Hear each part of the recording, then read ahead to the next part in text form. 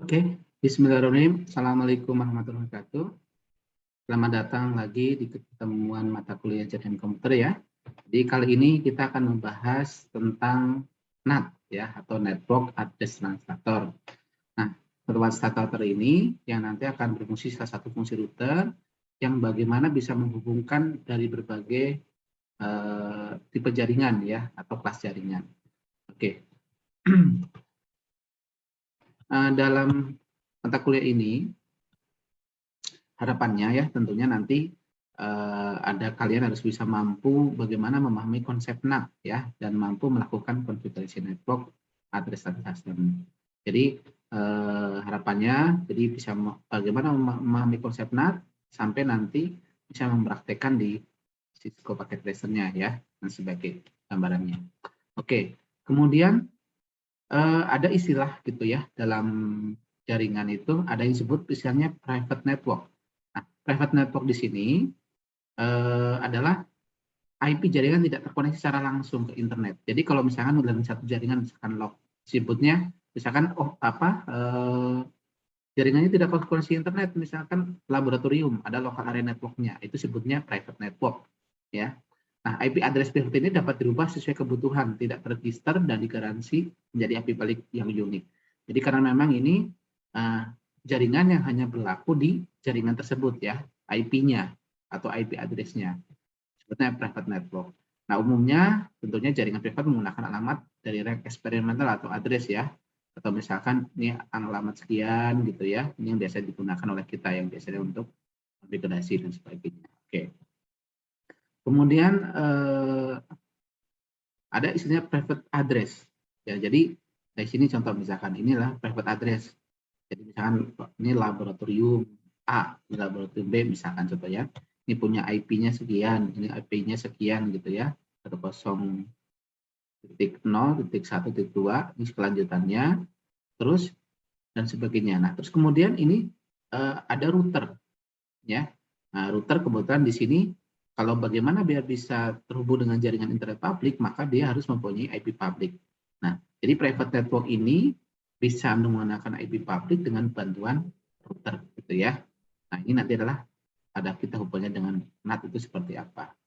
Nah, bisa jadi komputer yang lainnya ini dengan apa untuk bisa masuk ke internet dan sebagainya ada juga komunikasi gitu ya. Oke, nah ini ada routernya, router 1, router 2, dan kemudian ini dari private 1 ada private 2. Ini sebagai gambaran disebutnya private address. Jadi hanya berlaku di lingkungannya saja gitu ya. Oke, tidak bisa keluar. Kemudian nah, ada namanya, kita bicara tentang namanya NAT gitu ya. Network Address Translation ya. Oke. Network translation ini sebagai fungsi daripada router yang dimana memetakan alamat IP private lokal yang tadi ke alamat IP yang dikenal di internet sehingga jaringan bisa berinternetan. Jadi bagaimana tadi jaringan lokal itu bisa berkomunikasi dengan jaringan internet gitu ya. Nah, tadi ada bantuan router gitu ya. Ini salah satu fungsi daripada router, bagaimana menghubungkan atau menekan alamat IP private lokal tadi agar dikenal oleh internet gitu ya. Kemudian NAT di sini merupakan salah satu metode yang memungkinkan host pada alamat private bisa koneksi dengan jaringan internet. Nah, ini penjabaran daripada ini gitu ya. Tadi bisa bagaimana internet, bagaimana bisa berkomunikasi dengan jaringan di internet gitu ya. Nah, jaringan di internet di sini kan tidak hanya melulu internet ya, bisa jadi untuk komunikasi yang lain dan sebagainya. Nanti ada pengontrolan dan sebagainya. Oke, kemudian NAT adalah jalan pada router yang menghubungkan antara private network dan public internet dan menggantikan IP address dan port pada sebuah paket dengan IP address dan port yang lain pada sisi yang lain. Nah, fungsi daripada router itu bagaimana bisa menghubungkan jaringan yang berbeda network. Nah, itu fungsi router. Nah, otomatis interface dari sisi yang lainnya, jadi nanti bisa berupa IP public gitu ya, karena ketika menghubungkan berarti kan dalam satu jaringan harus sama. Nah, ini yang menjembatannya adalah router dengan ada NAT tadi gitu ya. Nah, NAT itu ada fungsi beberapa IP, ada juga bisa menggunakan dalam bentuk port, tergantung nanti IP yang digunakan untuk komunikasinya seperti apa.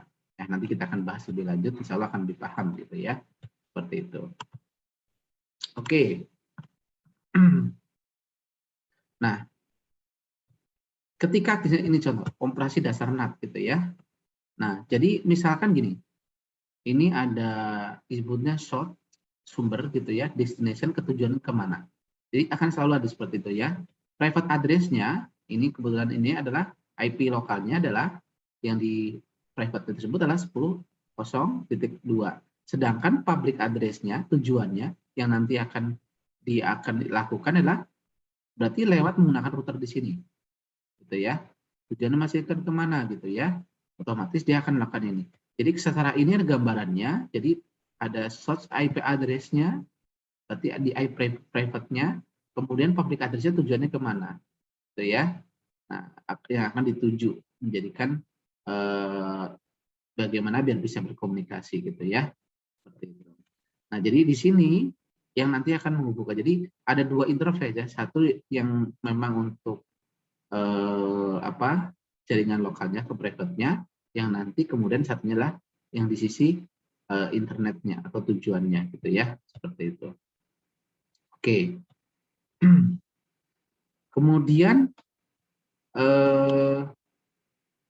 di sini otomatis berarti NAT ini device mempunyai tabel yang sebagai penerjemah gitu ya.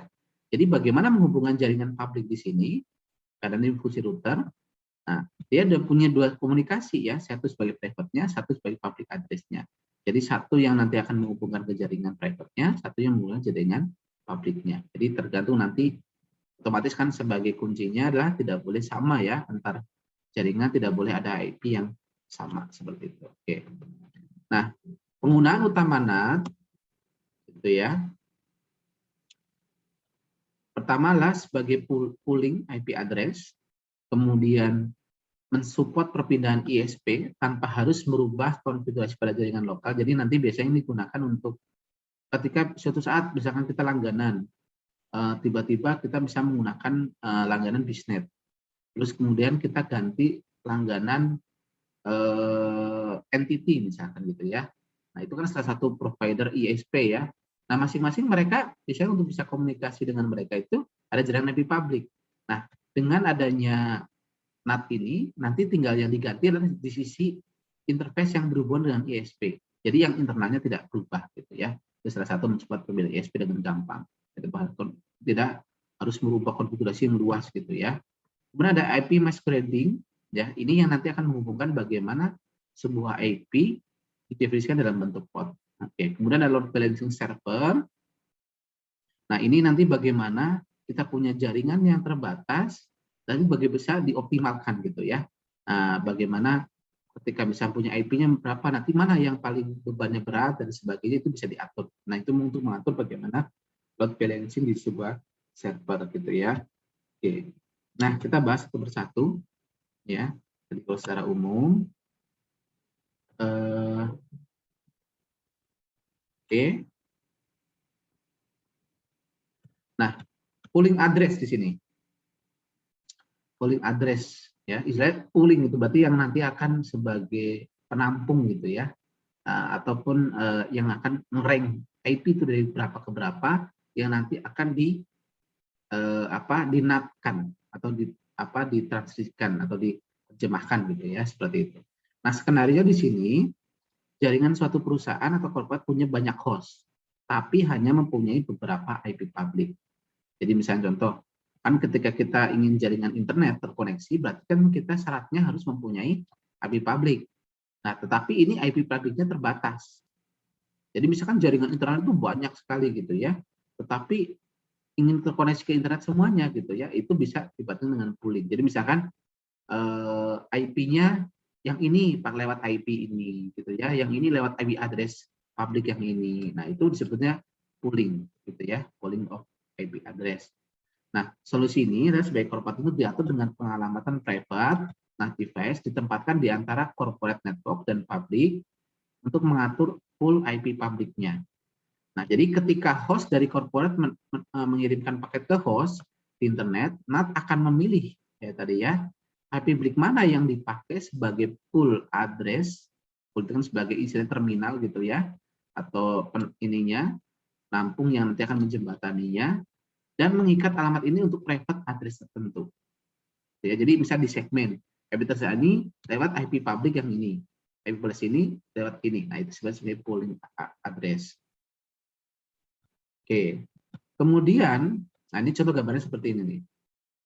Ya, misalkan kita di pool of address ini ya.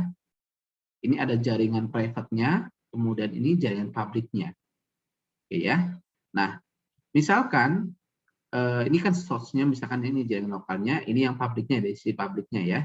Nah, otomatis di pool of address ini kemudian kita di rank gitu ya. Kan bisa jadi nanti jaringan di sini ada kita punya beberapa IP address gitu ya. Nah, public address-nya misalkan 128 sekian-sekian gitu ya, atau IP ini. Nah, nanti akan mau lewat IP yang mana gitu ya. Misalkan public address yang mau dilewati gitu. Oke. Misalkan di sini ya, 128 ini sebagai routernya ya. Kita kebetulan ini punya IP dari punya pool address atau tempat untuk menampungnya nanti itu ada dari rank 710 sampai 7130. Jadi ada 31 IP public ya, termasuk nolnya kan otomatis ada yang nanti broadcast dan ininya ya di ujungnya digunakan, tidak bisa dipakai jadi sebagai broadcast gitu ya. Nah, ini ada rank sekian, ini nanti sebagai pool address-nya. Nah, private-nya mau dilewatkan yang mana gitu ya. Nah, yang nanti kalau destination-nya kan pasti kemana ke tujuannya. Yang nanti akan kita tuju nih public address-nya adalah 213.168. Nah, ini yang nanti sebagai rank-nya itu seperti apa. Gitu ya. Oke.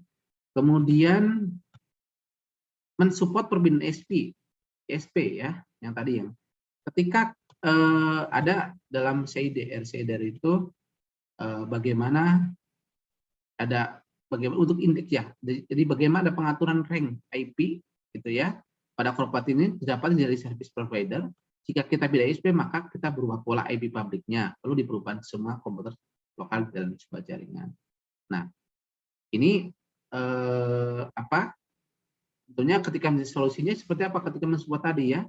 Jadi komputer network yang diatur pengalamatan private-nya mempunyai entry static address transaction dan mengikat IP ke private ke IP public. Jadi nanti kalau static entry address-nya itu sama, sedangkan dengan di IP public-nya ada yang tinggal dirubah ke tujuannya kemana. Nah, perpindahan ISP baru hanya membutuhkan update pada NAT, perubahan tidak dicatat pada host lokal.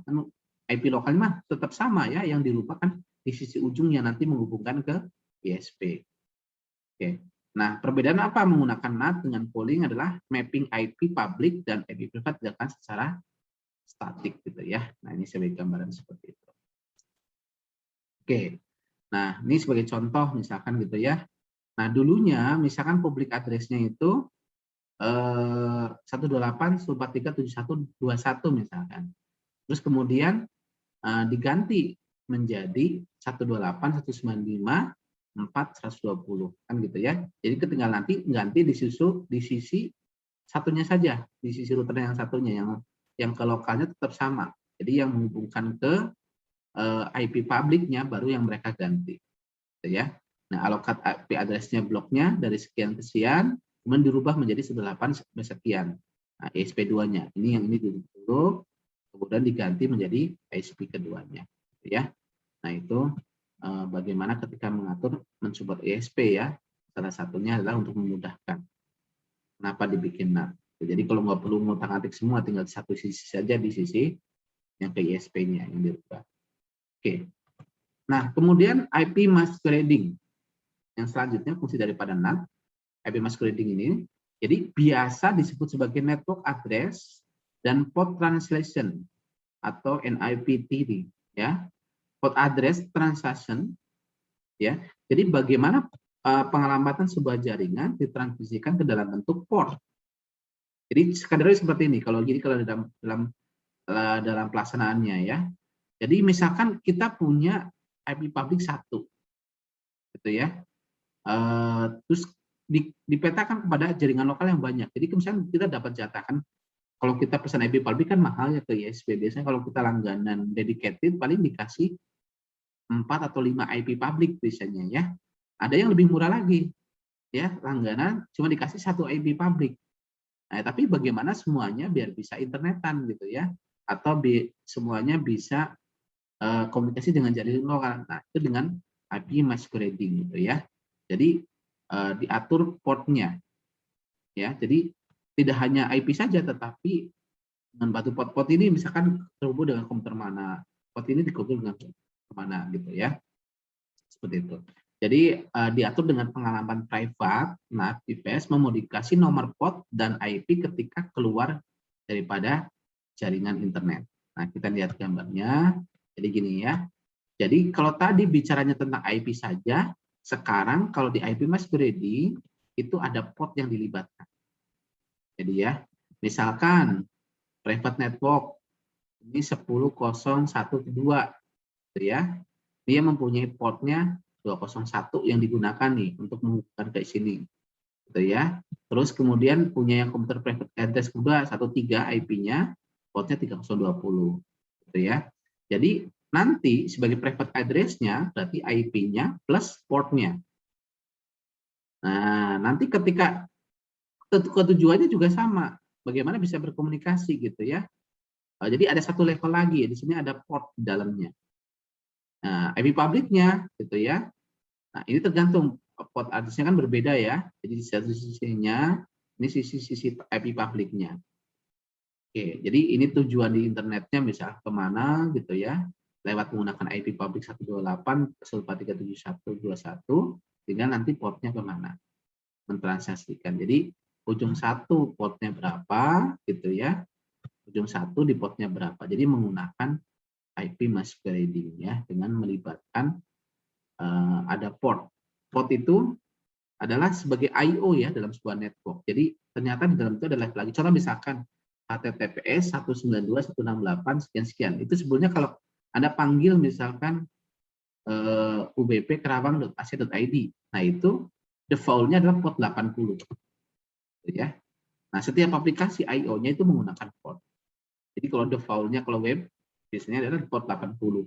HTTPS misalkan port 443 gitu ya. Nah, itu yang digunakan untuk komunikasi seperti itu. Oke. Kemudian load balancing of server ya. Jadi skenario menyeimbangkan kerja sekumpulan server yang identik yang diakses dari single IP address. Jadi bagaimana disebutnya balancing, berarti bagaimana menyeimbangkan sekumpulan server yang identik yang diakses dari single IP address. Ini misalkan gini, kan kita tidak tahu ya di dalam sebuah jaringan, bisa jadi satu layanan itu dilayani oleh banyak server dengan data yang sama. Nah, kenapa? Untuk bagaimana meningkatkan hit ataupun transaksi daripada sebuah layanan server itu bisa jadi servernya di belakang itu sama. Misalkan contoh Google, itu di belakangnya ada ratusan server gitu ya. Untuk melayani gini, kalau sibuk larikan kemana? Sibuk larikan kemana? Tapi datanya sama.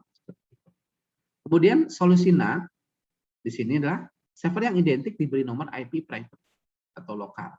Ya, jadi yang sama dibikin IP private lokal. Nah, NAT device berfungsi sebagai proxy. NAT device sebagai proxy yang diberi IP public di mana request ke server melalui daripada NAT. Ya. Jadi lewat NAT gitu ya. NAT akan merubah alamat tujuan paket yang datang ke salah satu IP server yang loadnya rendah. Gitu ya. Jadi yang layanannya sedang rendah nih. Maka dia akan merubah tujuan paketnya yang datang dengan salah satu yang nanti kan melayani NAT ini yang mengatur. Oh, ini yang loadnya sedang rendah. Nah, itu dikirim ke situ. Nah, kebijakan strategi load balancing ini untuk penugasan bisa menggunakan contoh ada algoritma round robin gitu ya. Ini yang salah satu bagian mana dia mengatur. Oh, loadnya rendah, itu yang dikirim, itu yang melayani gitu ya. Nah, itu salah satunya. Jadi ada namanya load balancing of server otomatis. Jadi kalau misalkan kalau kita langsung tentukan ya ini server sibuk, padahal ini layanannya sama gitu ya. Dengan seperti ini akan ada pengaturan bagaimana layanan daripada server. Oke. Nah, ini sebagai gambarannya seperti ini gitu ya.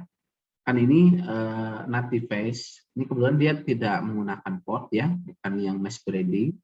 Nah, ini ada IP lokalnya ada dibikin atau ya 1 2 dan seterusnya. Ini server sama 1 1 1 2 melayani. Ketika nanti misalkan ini sibuk gitu ya, mana yang di sini loadnya yang paling rendah, maka si NAT ini akan mentransisikan ke tersebut. Nah, ini dengan menggunakan ya tadi algoritma Lone Robin ya.